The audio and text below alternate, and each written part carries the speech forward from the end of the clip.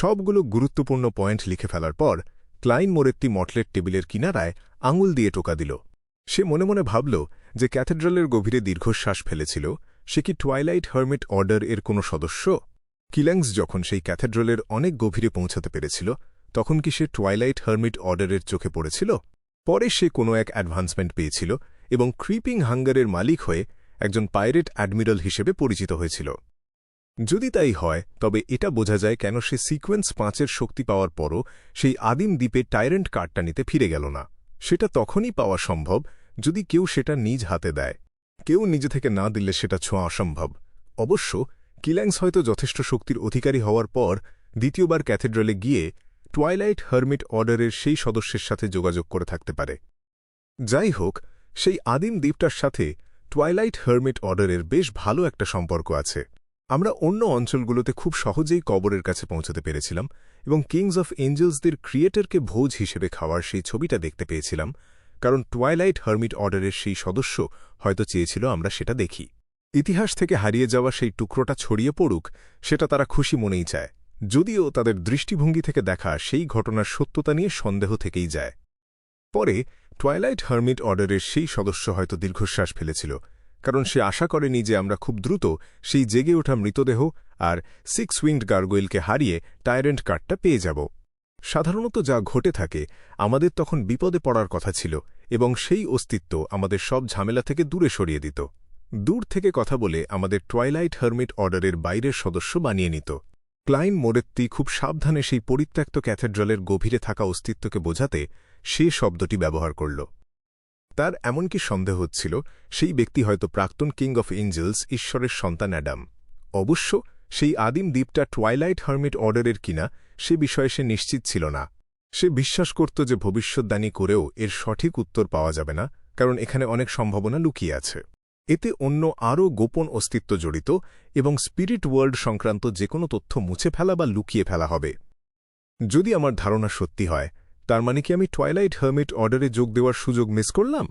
যদি আমি তাদের পরীক্ষা পাশ করতাম তবে হয়তো দ্বিতীয় ব্লাসফেমি স্লেটের দিকে এক নজর তাকাতে পারতাম এবং সিআর পাথওয়ের হাই সিকোয়েন্স পোষণ ফর্মুলা পেতে পারতাম। কি দুঃখজনক। তবে ঘেরমান স্প্যারোয়ের নেপথ্যে এক রহস্যময় অস্তিত্বের হাত আছে যা সমুদ্রের বিভিন্ন গোষ্ঠী জানে। সবথেকে প্রাচীন এবং গোপন সংগঠন হিসেবে টুয়াইলাইট হার্মিট অর্ডার নিশ্চয়ই এই পরিস্থিতি সম্পর্কে সচেতন। ঘেরমান স্প্যারোয়ের পরিণাম হতো তাৎক্ষণিক মৃত্যু এবং তারপর স্পিরিট চ্যানেলিংয়ের মাধ্যমে উত্তর খুঁজে বের করা। ক্লাইন মোরেত্তি প্রথমে এটা ভেবে আক্ষেপ করল, তারপর তার ভয় হল। ভাবনার জগতে ডুবে গিয়ে সে এমনকি দ্য হ্যাংড ম্যানকে আবার সেই আদিম দ্বীপে পাঠানোর কথাও ভাবল, যাতে সে টুয়াইলাইট হার্মিট অর্ডারের বাইরের সদস্য হওয়ার সুযোগ পায় এবং আস্তে আস্তে তাদের মূল চক্রে পৌঁছাতে পারে। হায়, কিন্তু সমস্যা হল সেই আদিম দ্বীপটাই এখন অদৃশ্য হয়ে গেছে।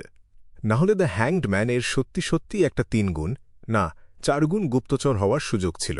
ক্লাইন মোরেত্তি তুড়ি বাজাল এবং তার সামনের কাগজটা অদৃশ্য করে দিল, রাতের সেই অভিযানের কথা মন থেকে সরিয়ে দিল। তবে সে নিজেকে সতর্ক করল যে দৈনন্দিন জীবনে কোনো অস্বাভাবিক কিছু ঘটলে তাকে সাবধান হতে হবে। তার ভয় হচ্ছিল যে ক্যাথেড্রালের গভীরে থাকা সেই গোপন অস্তিত্ব হয়তো তাকে আর দ্য হ্যাংড ম্যানকে পালাতে দিতে চায়নি, বরং তার কোনো গভীর মতলব আছে। গ্রে ফগ আর নিজের স্টেরিলাইজড হওয়ার ব্যাপার না থাকলে ক্লাইন মোরেত্তি সন্দেহ করত যে তার গায়ে হয়তো কোনো গোপন চিহ্ন রেখে দেওয়া হয়েছে।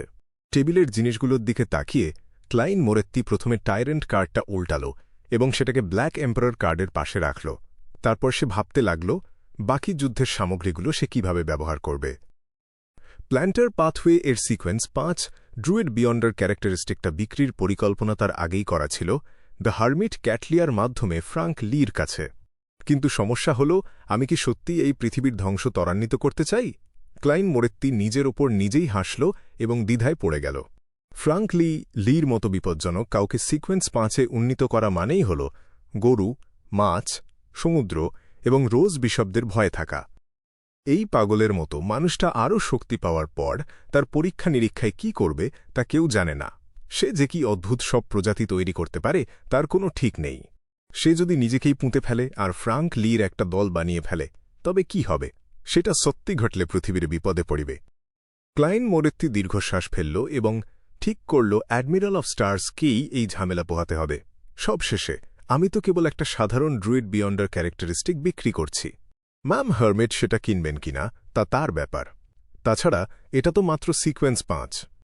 আমার বিশ্বাস কুইন মিস্টিক এবং মোজেস অ্যাসেটিক অর্ডার তাকে সমর্থন দেবে এবং নিশ্চিত করবে যেন কোনো ভুল না হয়। আর চার্চ অফ আর্থ মাদারের কাছে অনেক saints, angels, grade 0 sealed artefact এবং একজন সত্যিকারের ডেইটি আছে। এমন কিছু নেই যা তারা সামলাতে পারবে না। নিজেকে এভাবেই সান্ত্বনা দিয়ে ক্লাইন মোরেত্তি তার মনোযোগ mentor of disorder R ocean সংস্টার বিয়ন্ডার ক্যারেক্টারিস্টিকের দিকে দিল। দ্বিতীয়টার জন্য তার প্রাথমিক পরিকল্পনা ছিল একটা রহস্যময় জিনিস তৈরি করা, কিন্তু সে নিশ্চিত ছিল না দ্য হ্যাংড ম্যান যে আর্টিজানকে চেনে তার সেটা করার ক্ষমতা আছে কিনা। আর প্রথমটার জন্য সে সেটা বিক্রি করার কথা ভেবেছিল। যদিও সেটা দিয়েও একটা জিনিস তৈরি করা যেত, কিন্তু সেটা গ্লাভসের ভেতরে থাকা ব্যারন অফ কারাপশনের সাথে মিলে যাচ্ছিল। এছাড়া ক্লাইন মোরেত্তি এটাও বুঝতে শুরু করেছিল যে খুব বেশি রহস্যময় জিনিস থাকা মানেই ভালো কিছু নয়।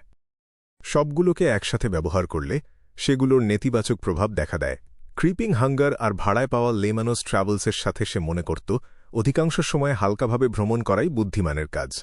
স্বাভাবিক পরিস্থিতিতে ক্রিপিং হাঙ্গারের সাথে ডেথ নেল আর কিছু পিউরিফাইং বুলেট বেশিরভাগ ঝামেলা মেটানোর জন্য যথেষ্ট। সমুদ্র বা আকাশপথে যুদ্ধের সময় সে ওশান সংস্টারের তৈরি একটা অতিরিক্ত রহস্যময় জিনিস ব্যবহার করতে পারে। জটিল পরিস্থিতিতে সুযোগ পেলে সে লেমানোস ট্রাভেলস ভাড়া করতে পারে। যদি সুযোগ না থাকে তবে সে গ্রোজেলস ট্রাভেলস ব্যবহার করবে সুরক্ষার জন্য আর ছুড়ে দেবে ফেট সাইফন চার্ম। এবং এই হিসাবের মধ্যে তার নিজের বিয়ন্ডার ক্ষমতা রেথ ম্যারিওনেট বা ব্যবহার করতে কঠিন সি গড সেপ্টারের কথা ধরাই হয়নি। স্থায়ী সম্পদের দিক থেকে আমি এখন সত্যিই একজন ধনী মানুষ। ক্লাইন মোরেত্তি দীর্ঘশ্বাস ফেলল এবং বিয়ন্ডার ক্যারেক্টারিস্টিকগুলো জঞ্জালের স্তূপের দিকে উড়িয়ে দিল। 6 উইংড গার্গুইলের চোখের বলের কথা বলতে গেলে এটা এমন এক উপাদান যা স্পিরিচুয়ালিটিতে ভরপুর এবং এতে কিছুটা অদ্ভুত ভাব আছে। চার্ম তৈরির রিচুয়ালে এটা ব্যবহার করা যেতে পারে। ক্লাইন মোরেত্তির আপাতত এটার কোনো প্রয়োজন ছিল না, তাই সে সেটাও জঞ্জালের স্তূপেই ফেলে দিল। সবকিছু করার পর সে গ্রে ফগ থেকে অদৃশ্য হয়ে গেল এবং বাস্তবে ফিরে এল। শনিবার সকালে ফর্সওয়াল ঘুম থেকে ওঠার পরিকল্পনা করেছিল, কিন্তু দ্য ওয়ার্ল্ডের পাঠানো মেসেজের কারণে দ্য ফুলের মাধ্যমে তার ঘুম ভেঙে গেল। সে লেমানোস ট্রাভেলস ফেরত দিচ্ছে। ফর্সওয়াল চোখ রগড়ে সরাসরি রিচুয়ালের প্রস্তুতি নিতে চাইল, কিন্তু তার এলোমেলো চুল আর ফোলা চোখ দেখে সে নিজেকে একটু মানুষ হিসেবে দেখানোর জন্য পরিষ্কার হওয়ার সিদ্ধান্ত নিল। সে গতকালই 2টা সম্পত্তি বিক্রি করে দিয়েছিল, যতটা আশা করেছিল তার থেকে বেশ ভালো দামেই। ট্যাক্স কাটার পরও সে 6,550 পাউন্ড পেয়েছিল। তার আক্ষেপের বিষয় হল প্রতিদিন ব্যবহারের গোল্ড কয়েনগুলো খুব সাধারণ মনে হলেও যখন সে সেগুলো একসাথে সংগ্রহ করার চেষ্টা করল তখন সে বেশি কিছু জোগাড় করতে পারল না। অনেক পরিশ্রমের পর সে সব মিলিয়ে মাত্র 600 গোল্ড কয়েন পেল। যাক বাবা, আমি অবশেষে ঋণ শোধ করে লেনদেন শেষ করতে পারলাম।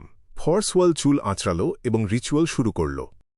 গতকাল রাতে এই প্রথমবার এত বিশাল সম্পদ জমানোর আনন্দে সে গোপনে আধা বোতল ল্যান্টি আর 1 ব্যারেল সাউথভিল বিয়ার খেয়েছিল।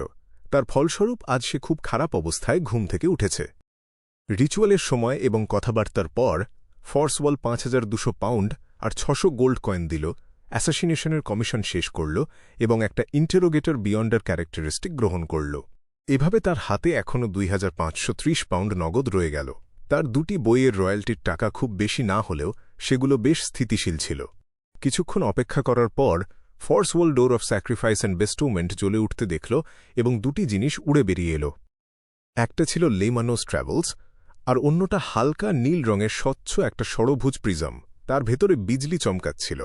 দ্য ওয়ার্ল্ড ক্লাইন মোরেত্তির কাছে নিশ্চয়ই অনেক বিয়ন্ডার ক্যারেক্টারিস্টিক আছে। ফর্সওয়াল মনে মনে দীর্ঘশ্বাস ফেলল এবং দ্য ফুলকে ধন্যবাদ জানিয়ে ইন্টারোগেটর বিয়ন্ডার ক্যারেক্টারিস্টিক গ্রহণ করার জন্য রিচুয়াল শেষ করল। সবশেষে সে লেমানোস ট্রাভেলস তুলে নিল এবং নতুন আর কি বিয়ন্ডার ক্ষমতা আছে তা দেখার জন্য পাতা উল্টাতে লাগল। পাতা উল্টাতেই তার দৃষ্টি হঠাৎ স্থির হয়ে গেল, কারণ সেই পোড়া হলুদ পাতার 2টিতে কিছু নেই এমনটা নয়, বরং সেগুলো রহস্যময় অদ্ভুত সব চিহ্ন আর প্রতীক দিয়ে ভরা। এগুলো ডেমিগড পর্যায়ের বিয়ন্ডার ক্ষমতা। মোট 2টি পাতা। কি বিলাসিতা! ফর্সওয়াল নিজে নিজে বিড়বিড় করল। এই প্রথমবার সে এমন কোনো ডেমিগড পর্যায়ের বিয়ন্ডার ক্ষমতা দেখল যা সে স্বাধীনভাবে ব্যবহার করতে পারবে। রোমান্টিক উপন্যাস লেখা বেস্ট সেলিং লেখক হিসেবে তার প্রথম প্রতিক্রিয়া ছিল দ্য ওয়ার্ল্ড ক্লাইন মোরেত্তি হয়তো তার পিছু নিয়েছে, কিন্তু আগে তাদের কখনো দেখা হয়নি। আর এই ভদ্রলোক, যা একজন ঠান্ডা আর শক্তিশালী অ্যাসাসিন, সেটা ভেবেই সে দ্রুত সেই অনুমান খারিজ করে দিল। সে বিশ্বাস করল যে দ্য ওয়ার্ল্ড ক্লাইন মোরেত্তি হয়তো যে কোনো সময়ই কোনো ডেমিগডের সাহায্য পেতে পারে, তাই এসব তার কাছে বড় কোনো ব্যাপার না। যাই হোক, আমার এটা ব্যবহার করা ঠিক হবে না। দ্য ওয়ার্ল্ড যখন আবার ভাড়া নেবে তখন সে নিজেই এটা ব্যবহার করবে। ফর্সওয়াল ভয়ে ভয়ে নিঃশ্বাস ফেলল, কারণ সেই ভয়ঙ্কর অ্যাসাসিনের সুযোগ নেওয়ার সাহস তার একদমই নেই। নিজেকে শান্ত করার পর সে তার ক্রিস্টাল বল ব্যবহার করে সব নতুন বিয়ন্ডার ক্ষমতা শনাক্ত করল। তার মনে হল ফুলমুন ছাড়া বাকিগুলো বেশ কাজের। আত্মহত্যা করতে চাইলে এটা বেশ কার্যকর হতে পারে। সে বিড়বিড় করল এবং লেমানোস ট্রাভেলস বন্ধ করল। সে ঠিক করল সন্ধ্যায় শিও ডেরেচা ফিরে এলে তাকে ইন্টারোগেটর বিয়ন্ডার ক্যারেক্টারিস্টিকটা দিয়ে দেবে। সন্ধ্যা 7টার দিকে ক্লাইন মোরেত্তি তার বলের অতিথিদের স্বাগত জানাতে বাটলার ওয়াল্টার আর ভ্যালেট রিচার্ডসনের সাথে দরজায় দাঁড়িয়েছিল। শীঘ্রই সে পরিচিত একটা মুখ দেখতে পেল। Aaron Ceres. এই বিখ্যাত সার্জন তার গর্ভবতী স্ত্রীকে সাহায্য করতে করতে প্রধান দরজার দিকে হেঁটে এল। গর্ভবতী নারী। ক্লাইন মোরেত্তির হৃদয়ে আলোড়ন উঠল। সে হাসি মুখে তাদের দিকে এগিয়ে গেল।